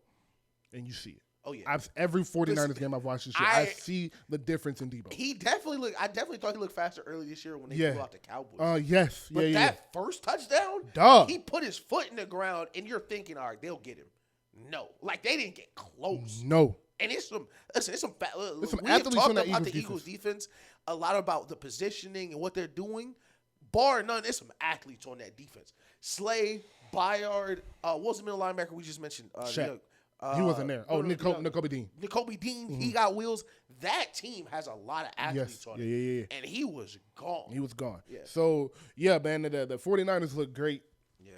Best team in football right now. We'll probably do it's week 13. Yeah, we'll probably do an end of the ranking on top 10 teams at the last week of the season. But to America's game of the week, America's team, the up north team, you feel me? Yep. Another one. Crazy schedule for the Eagles. Another one. And then right before that, we got the Chiefs and Bills. Oh, yeah. Right, we got a day. We got a day next Sunday. And that game's really important now. That game is super important for both of them now. Yeah. That the Chiefs lost, you can't really afford it, but the Bills need to win because they can't get in playoffs without it. Chiefs need it for the 1 seed. No, that's what I'm saying. Like, they just lost, so they need to win for the and then the Bills. Yeah, but the Bills, you can't lose no more, baby. Man, but we'll start with Eagles Cowboys before we get there. We just spoke about the Eagles a bunch, so Cowboys. Right. I said the Cowboys would miss the playoffs. Right. A lot of that was for views. It worked. Yeah. Shout out to y'all about that. I knew the Cowboys were making the playoffs. I'm not an idiot. So now that we've gotten that out the way, I do think the Cowboys are still – the Eagles and 49ers are still a step above the Cowboys. I do think that. I think the Cowboys have had the luck of playing some really bad teams, some really bad defenses, and getting in the rhythm doing that. No fault to them. They're taking care of business. Right. Beating the brakes off them. Salute. That is what I love about it, is that they're beating the brakes off these teams. They're not just beating them. They're beating the brakes off of them. Yeah. So you know that they're ready to play the good team. So this game against the Eagles is very important. It's in Dallas. Dallas has won, I want to say 5 straight in Dallas against the Eagles. Yeah. Dak has been the MVP for the past 5 weeks. He might win the award if he go in here and throw for 303 tubs, no interceptions, and close out the season like that. He's gonna win MVP. You know they want to get an MVP to somebody for the Cowboys. You know they want to. Yeah. So overdue. For real. Looking forward to the game. Are you confident in the Cowboys winning this game, or do you think this is still the Eagles' game to lose? So because they're the better team. So we're gonna pick the game. We can low-key start now. Yeah. I'm confident in the Cowboys winning this game. Mm-hmm. I think, as we mentioned, this stretch for this Eagles team has been ridiculous. But even to add in the middle of this, you're adding 2 new starters, contributors, veterans, big voices in the locker room. Mm-hmm. All-pro, Pro Bowl guys. Mm-hmm. I think their defense is still in flux. I think they'll be a better team once they meet again in the playoffs. I think Dallas is going to win this game just because I think their offense will be able to keep up for the same reasons we talked about the 49ers being able to score. They don't have Deebo, CMC, Kittle, but they do have weapons that Dak can facilitate too. And last time we saw Dak, he was lighting them up. I think the difference is the Cowboys will play. I think they'll play a little better defensively, and I think the Eagles are a little more beat up than they were. Division games are always really, really close. So I think this will be a classic case of home team wins both games. It's not an indictment on either or. I don't think the Eagles will get blown out. I think this will be a much better showing. But I think the Cowboys really, really need this game, like a lot more than the Eagles do. I think it comes out. Everything you said is right. Yeah. But here is the problem. Stephen A. Smith. Yeah. Shannon Sharp. Keyshawn Johnson. Skip Bayless. Yep. I told y'all the Eagles won. Yep. Talking. I told y'all the Eagles can't. The Eagles aren't way better. Did Micah do his podcast this week? Yeah. I can't see them beating the 49ers in the playoffs. Right. Don't even know if they'll get out the first. All these little talking heads. Yep. Because you're already pissed off. Facts. You mad as fuck. Hell yeah. Because you got beat. Your rival beat you by 30. You mad as hell at home. But now these talking heads don't watch you beat every good team in the league other than this one. Yep. Every elite team y'all team think is elite. We killed the Lions. We killed the Seahawks. We beat the Chiefs. We beat the Bills. We beat the Dolphins. We beat the Cowboys. We don't play the Ravens this year. I can't help that. Right. What you want me to do? Yeah. What you want me to do, bro? I lose one game. Right. And I'll never beat them. Y'all, they not as good as we think y'all. 'cause They the fifth best team in football now. Right. Y'all let them play with a chip on the shoulder. That's all they need. They Philly boys. That's Philly, boy. I like it. Jalen Hurts in the middle of that locker room. AJ, they playing with us. Yeah. And now we lost. We don't want to lose 2 in a row. We don't want to hear no more of this. You need that 1 seed. We want that 1 seed bad. Yeah. We want that 1 seed bad because I don't think nobody coming to Philadelphia and beating us. Yeah. And that's what. Yeah. So man, that's what. And they know the Cowboys need this game for their psychiatric. Yep. They know the Cowboys need this game for their mental. Yep. And let's spoil this parade, baby. Let's spoil this parade. And not even just they need it for their mental. Cowboys need that 1 seed so much more bad than the Eagles, boy. Man, what? But the Cowboys. Man, what? If I'm a Cowboy fan right now, shout out to you Cowboys fans watching, I'd be waking up praying for that 1 seed because you know what that 1 seed mean? We don't got to beat both. We don't got to beat both, bro. We're gonna play the lower seed round 2 of the winning teams, and no matter what, that's not gonna be Philly or the Niners. Nope. We only got to play one of them. We need that 1 seed. And if it's the Eagles, we know we can beat the Eagles. That's the thing. We know we can beat the Eagles. And if we got to beat the Niners, we don't have to worry about Philly no more. So that is why I think this is going to be. Last week was game of the year. Like, oh, yeah, Philly, Niners, NFC Championship preview. This is the gotta have it bowl. Yes, sir. This is going to be probably one of the best games this year because unlike the 49ers game, which I said I enjoy because, I enjoy blowouts as much as I enjoy close games sometimes. But I just like watching football. Bro. I love football. Especially good football. Bro, I felt bad for the Eagles, but the 49ers played so well. Like, I had so much fun watching it. It's like, damn, Deebo, nice as fuck. But, like, this week, it'll be close. It'll be contested. It's going to be very physical. And, I'm going to ask you who you think, with the Eagles, who you would look to see who's going to play well. That'll say, like, oh, yeah, they're going to win. Because mine right now is Micah Parsons for this game. Mine for the Eagles is DeAndre Swift. Okay, yeah, I like that. I think if Micah Parsons can, on early downs, disrupt their offense, we didn't see a lot from Nick Bosa. Shout out Lane Johnson. We did see flashes from him, but that Eagles offensive line was crazy. But they were able to push the pocket, get to him a couple times. If Micah Parsons can help slow down the run game, help him pass, move Jalen Hurts off his spots, and just they're not going to stop the Eagles defensively. They are not where they were with Trayvon Diggs. That back end is a lot more exposed now because of it. And we saw Deron Bland's limitations the other night when he was getting melted. Still got him one, though. Still got him one. Still got him one. That's my type of corner. My type of guy. My type of corner. But I think that is the game plan where, man, Dak, they say you're the MVP. You better play like it tonight. Yes, sir. You better play yes, like one tonight, gang. So I say DeAndre Swift because of what I was just reiterating earlier, the run game, bro. You got to be able to run that ball, man. You got to be able to run that ball. And if DeAndre Swift has 85, 100 rushing yards, the Eagles win this game. 1000%. It's simple as that. That is my reason for picking DeAndre Swift. If I went to the defense side of the ball, I would say Hassan Reddick because, look, bro, that pass defense is what it is right now. Yeah. That is what it is, and Dak has been surgical. Yeah. So we gotta make sure we get some pressure on him. Facts. We gotta make sure we make him uncomfortable, and we gotta make sure we take the crowd out of it. And nothing's gonna take the crowd out of everything. Like my offense running the ball, being in control of the clock, and then my quarterback not being able to drop back and throw any deep balls. Like they gotta keep everything in front of you, tackle well, and get Hassan Reddick. I need you to get some pressure. Yeah, and I don't know what the Eagles are doing in practice, but like.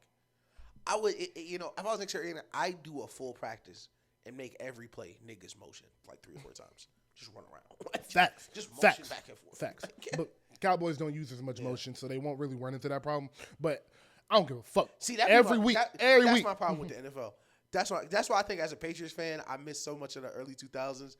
Because if the Patriots saw you do some shit in week 7 that was stupid, week 8, best believe you go see that shit one more time. Cause I'm telling you, if I was Mike McCarthy, I'd be home. I'd be like, CD, you watching? Get to practice in that orbit. get to running around. You better learn how to lean into that curve, boy. Yeah, yeah. Showing Tony Pollard CMC like, yo, you see how you see that right there? You see that vision? Yeah, you see that little vision? You see that little Hey, you gotta drop that hip. Yo, God, I show you. Like, but not moving on. Let's do the Talking Head show for some content. right. This week, not who would you rather have going forward. This week, going into this game, who are you more confident in, Jalen Hurts or Dak Prescott? I'm going to go Jalen Hurts.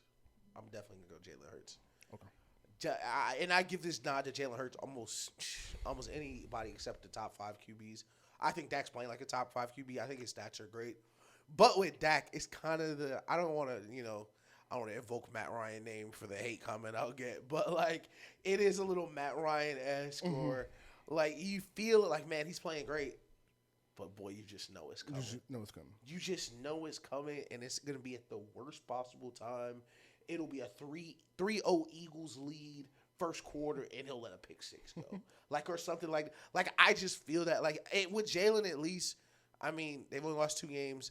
But if we do lose, it'll be the team lost. It's not many games I look back and think, man, Jalen, this is – I don't say this is on you, but you had a bigger hand in us losing than. Yeah. Dak, when the Cowboys lose, it'd be like, damn. Fuck damn, Dak. You really threw that bitch, bro. That 49ers game, it's like, man, the whole world knew you was going to throw 2 picks today. And you really went out there and threw 2 picks. Man. I am going Jalen as well. Okay. Yeah. My reasoning is different, though. My reasoning is simply because of that fourth quarter. Okay. Yeah. Quarters 1 through 3, the way Dak been playing, I might want him. Right. But because of that fourth quarter, I have to go Jalen. The way he has been dominant, surgical, and relentless, just ice in his veins. Yep. I have to take that into – that's my biggest consideration right now because I do think this will be a close game. And if we are in a close game and this game goes into the fourth quarter, 20-20, I want Jalen. Facts. Simple as that. Bet. Let's do a couple more. Moving on to the Chiefs real quick. Yes. Actually, real quick, I'll do another quick one. Dolphins, Ravens are the number 1 seed right now. We'll pretend the Chiefs lose this Sunday, cannot get it. Who do you think is more likely to win the AFC, Dolphins or Ravens? Ravens, 1,000%. I agree, Ravens 1,000% simply because, hey, man, that boy 8 is something special. Yeah. But if there is a receiver that can have something to say about it, it's number 10 in Miami. Quiet is kept, ran back. That defense looked really good. And they played real well, You said Vic Fangio plus Ramsey is going to look really good. I'm telling you, man. And it has. Yeah. So, and the Dolphins have an easier schedule. Yes, 1,000%. But they play each other. Yeah. They play each other, I want to say the second to the last game of the season. Yeah. Another thing, right before the Ravens play the Dolphins, they play San Fran on Christmas and only got 6 days to prepare for that. Right. I do. I think it is a shit matchup for the Dolphins, though. I do too. Especially with, man, dang, Jalen Phillips, man. And they're in Baltimore in December. Get well soon, Jalen Phillips, man. That hurt. really hurt. That hurt, bro. I don't know that if hurt. you watched the Hard Knocks. I saw it on Twitter today, yeah. That hurt, bro. That really hurt. That really hurt, man. That hurt me. Because I saw him get hurt. I mean, of course, you see people get hurt and you feel bad. But then I was watching the Hard Knocks. I was like, oh, my God. Hearing him being like, oh, my God, what the fuck, bro? Yeah. Like, no. You be feeling for him, but they be working hard, bro. They work hard, bro. You know, he had a bunch of injuries in college. He really stopped playing in college because of injuries. Man, that turf, man. That turf, man. But, yeah, I definitely think, season. you know, the Dolphins front seven, shout out Jerome Baker, I think that will be the difference versus the Ravens. It's a bad matchup for them. How the Ravens run the ball. Okay. Without that front seven, it's like, man, you're not getting in the club. I think the Dolphins just too cute. Yeah. They're just a little too cute, bro. Like, it's just, you need some dogs. Yeah. I mean, they ain't got enough. Roquan Smith going to be running around that field like, bro, come across if you want to, dog. Man, I'm telling you. Come across. Okay, how fast you is, dog. Come across if you want to, dog. You better be fast. You better. Hey, Tyreek, when I catch you, like, that's how it really is, where it's like, man, them bubble screens, you better get out of bounds, boy. Don't let me catch you. You better get 7 and out instead of trying to get that 9, boy. Listen, Tua, and, you know, I think Tua's limitations are the reason I don't think, of course, with most other elite QBs, this would probably be the best team in the league, but I think Tua's limitations, I think against great defenses, it's just a lot to overcome. Yeah, because it's like a game versus the Ravens, like, he put a lot of air on that ball. Yeah. Like, he put a lot of air on that ball. And Kyle Hamilton, Pat Quinn, Roquan. It's a fast defense, boy. Yeah. Don't listen. Don't let you hang one. Don't let you hang one over the middle, boy. You are correct. Don't let you hang. Listen, we waddle last ride. All right. Last thing before game picks. Chiefs 8-4. Yep. Lost the heartbreaker to Jordan Love and the Packers, who we will talk about next week. Look very well, but let me see him for one more week. I came in, I saw him against the Falcons. I was like, I like Jordan Love. Then I saw some more games. I was like, I don't like Jordan Love. Yeah, exactly. Then I saw him again these last 2 weeks. I was like, I like Jordan Love. Yeah. So let me see him again for another 2 weeks, and I'll have a breakdown on him at the end of the year. But Chiefs at 8-4, the two people in front of them, Dolphins, Ravens, are sitting at 9-3. Do you think the Chiefs' hopes for the AFC division with the way their schedule is ending? Do you think their hopes are gone? No, I think they'll still end up as the 1 seed. Ironically enough, I think this is a very good team with limitations, but I think they are, like you said, it was a chin check moment for the Eagles defense. This was a chin check moment for the Chiefs. Agreed. I think this is all right. We're first shortening that wide receiver rotation. Of course. The 6, 7, 8 people playing wide receiver, that's over. I think this was the worst game their defense has played, and I think this will be their last bad game heading into the rest of the year with Steve Spagnuolo. I think they'll be fine, but I think it is a little different AFC than last year. And, you know, we'll talk about the teams next week, definitely depending on who wins. Mm-hmm. But I think there'll be a lot of more high-powered offenses in the AFC this year playoffs. I think the Ravens will be there. I think the Texans might make it. Jaguars, Dolphins. You know, the Bills are still alive. This week may end that, but it's a lot of really good offenses left. Factual. So I think it'll be very important that they will have, along with the Ravens, the best defense. Right. Okay. Yeah. I don't disagree. My answer is simply no, they are not out of it because Patrick Mahomes plays on their football team. Yeah, that's a fact. In there. He said all the X's and O's. That's my reason. And, you know, we briefly talk about other shows, but, you know, I appreciate the effort, guys, but, you know, it's kind of sad to be, you know, you see the guys like, what's wrong with the Chiefs? They're broken. They still might win the Super Bowl because they have Patrick Mahomes, though. Like, it's that simple. Like, we get it, Joe. I watched them do it with Brady when I was a kid, so I know what's going on. Facts. Patriots will start off 1-3, and they'd be like, is it finally over? It's over. He's washed, yeah. Like, chill. They figured out Mahomes. Like, chill. All right, before we get out of here, some game picks for Sunday. We got some good ones this week. Zach Wilson back in the starting lineup, bro. Very, very reluctant. You know what I mean? Like, probable ankle. Zach Wilson, doubtful, scared.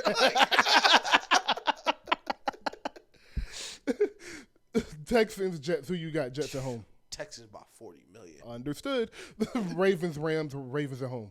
I'm gonna go Ravens, but I think it'll be 5 or 6. I would take the Rams spread depending what it is. I got the Texans. I got the Ravens in a close one. The Rams are a good team. They've been playing good football. Yep. But, Lamar against the NFC just ain't something you've seen before.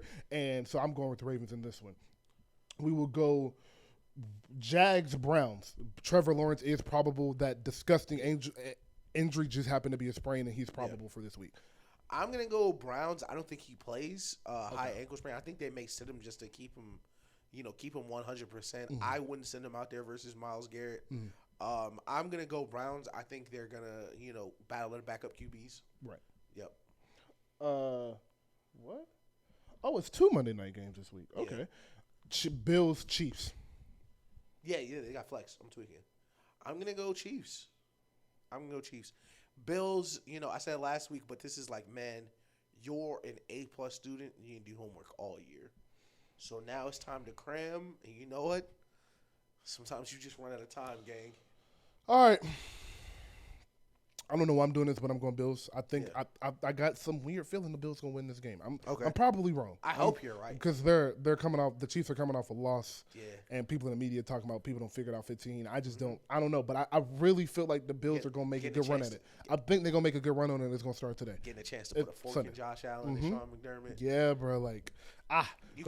They could end this entire I don't call it a dynasty, but this section of the Bills history could end that night. Yes.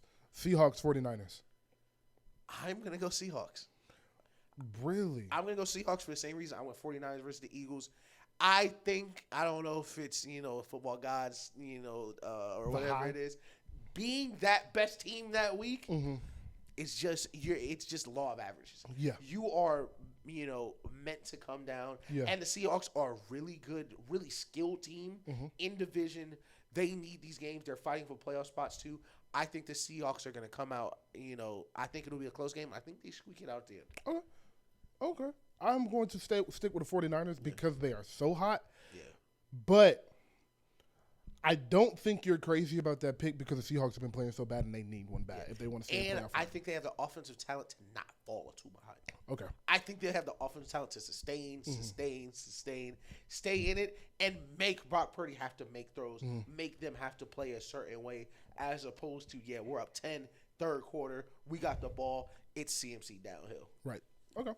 Broncos, Chargers. Broncos came off a loss to the Texans last week, what you call Chargers are the Chargers. This is my favorite type of game where a team, they technically have nothing to play for, kind of, but they can help ruin someone else's season. Because the Chargers are for sure going to win this game. And the Broncos, just to ruin. Yeah, and the Broncos think they're a good team. Yeah. And the Chargers going to show them, we both suck.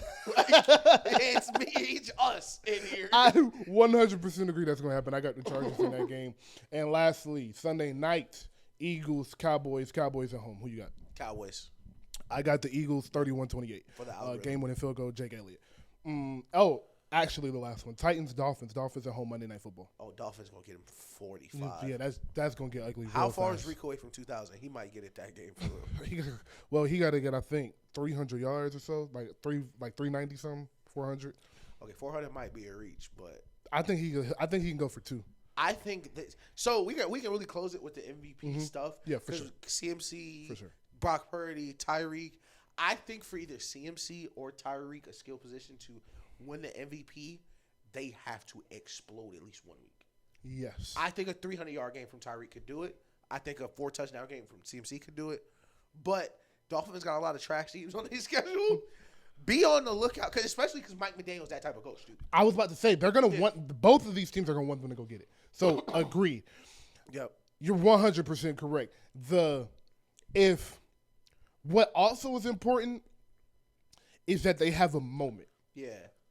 Christian McCaffrey against Baltimore on Christmas. Yeah. 185 all-purpose, 3 tubs. Yeah. Game-winning touchdown. Right. Tyreek Hill against the Ravens next week, and I'm just picking them because that's the only good team I remember to play. And they beat them last time. Yeah. Tyreek Hill go for, like you said, 297, 3 tubs, 14 receptions. Something crazy. Something just out of this world. Yeah. And then it's like, okay. Because right now he's trying to beat Calvin's record, and Calvin had a couple of them games. Calvin had a couple of them games where it was like, Jesus Christ. I was watching the game where Calvin broke the record, and Matt was not looking to think to throw the ball anybody else. Shout out Matt Stafford. Someone pointed this out.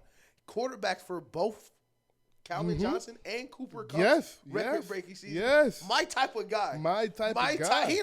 I'm not spreading it around. Go get open. Go get open. I will say, lastly, that's a team nobody want to see coming into the playoffs. Dallas see LA the first round. They're not gonna like that. Listen, because it's been real quiet on the McVay front. For a couple years, he was the golden boy of the NFL. Everybody loved him. They had a down year, but listen, Cooper Kupp back, Aaron Donald back, Matt Stafford playing good ball. I think they're going to be a hard out for a lot of teams, especially in the NFC, because it's just not as many elite coaches in the NFC. Right. Yeah. So right now, I would still have Dak leading the MVP race. Yeah. Followed by, in my opinion, bro, it's Tyreek. Yeah. And then after that, I would go Christian. And then after that, I would go Brock. And then probably last, I would still go Jalen or Lamar. Okay. But yeah, they definitely should not, unless Dak continues on his pace. Right. If it's not Dak continuing on his pace, Christian or Tyreek. Yeah, like if Dak lose this week, for sure. I definitely think, but that's when we need Tyreek. Listen, our voice travels mountains. Tyreek a cool dude. Listen, go get 295. I want to see it, bro. I want to be allowed to see that for sure. Go get a wild game. 295, 275. He got to have two long ass touchdowns, like a 75 and an 80, and then a couple of 40. He can do it though. If anybody can do it, it's him. This week, take this slant from the Titans. Just go 80. Just take the slant and keep going. Goodbye. Especially because DK broke your top speed record. I saw you talking about that. And he got out of there. DK got out of there. DK got out of there, Joe. Boy. Shout out to DK again for learning sign language. That was hard. Shout out to that. That was hard as fuck. Yeah. Also, the NFL lame as hell for spending that photographer. That Tyreek his person. What the fuck, bro? Bro, he took the phone out, man. Between that and the fines that I've seen them giving out this year, bro, I don't know what's up with the NFL. Though. Yeah, finding somebody for not wearing socks, it's a man's game. We're playing football. It's a man's game. Let me wear what I want to. I already got all my legs covered, and it's 85 degrees outside. It's a man's game, dude. Men are playing. They was like, AJ Brown, you can't wear these cleats. And you know what AJ Brown did in the biggest game of the year? Put them pink cleats back on. Because these are grown men, bro. You're not telling them what to wear, dude. Come on, bro. I worked my life to get here. I'm going to wear what the hell I... What's going to happen if I don't? What you going to do if I don't? Find me 2 minutes. Man, I'm on a $50 million contract. Leave me alone. But thank you for joining us. Yeah. Episode 59 is in the books. Episode 60, a benchmark episode. That's going to be hard. Right. Episode 60 coming next week. And 61 will be a very big episode, our end of the year wrap-up show with a special guest and somebody that will be a common voice on the show from now on after that. So we're very excited to give that to you. Again, like, subscribe, comment. Thank you for joining. We love you.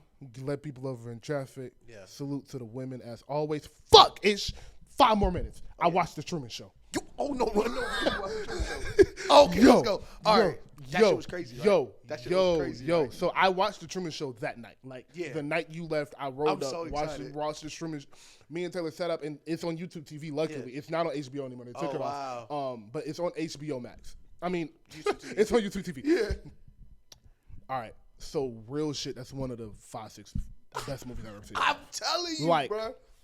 I was watching the movie so let me tell you how I started. I put it on, and I think I was finishing rolling up when the movie was coming on. Yeah. So I was about to spark up, and then I started smoking, and as I started to get high was when they started to open up. The girl came down and was like, "You're in a show, Yeah. Blah, blah, blah, blah, blah. And I'm looking, and I'm still trying to figure out what the hell is going on. Right. And slowly for 5 minutes, they just keep revealing more and more and more. And by then, I don't put the blunt down. I'm on the sofa what the fuck is going on? It's trippy, bro. And then move from this cover. That is one of the best movies I've ever seen. And you're right. That's a Jim Carrey masterclass. It is such a amazing watch because, you're a Marvel guy. I'm a Marvel guy. Well, one of the favorite things about watching Marvel movies is you can keep watching and you'll notice little things. It's things I still notice in the Truman Show. Like even just the little details of like what is the scene? Oh, when his dad comes back, right? Yes. So right before his dad pops out, Truman walks by a lady walking a dog.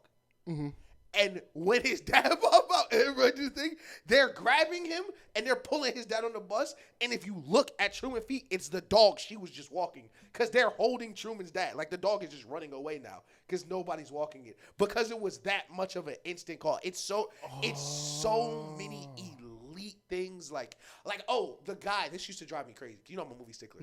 The guy that was like, when he's trying to escape, he finally has a mental breakdown. And then the last guy was like, all right, thanks, Truman. And he goes. And that's like his breaking point.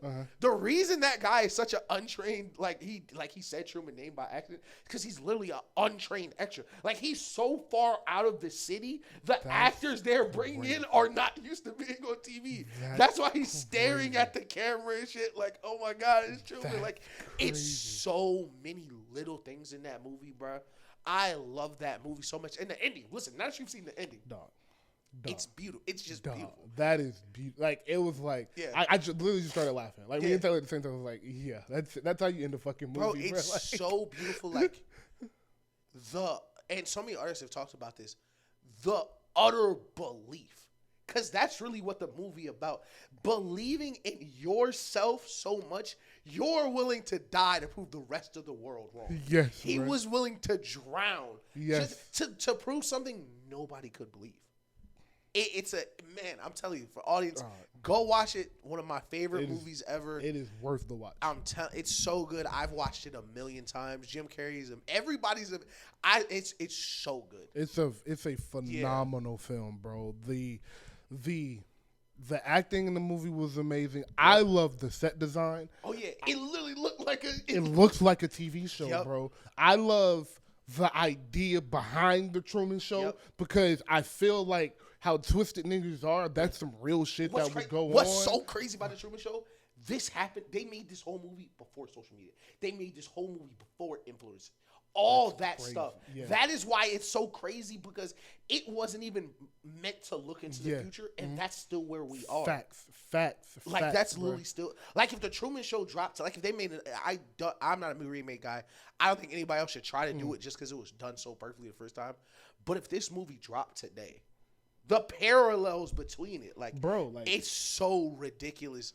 And the ending is so good for Truman and for the people watching it, because like, hey, Truman's out, and then they change the channel.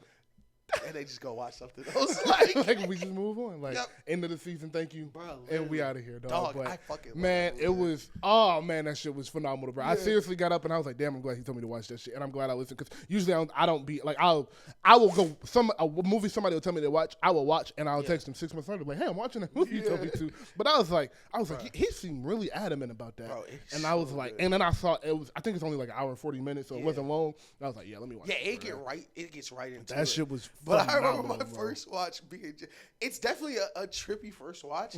Like, she's talking to him, and then she looks in the camera and does the high go shit.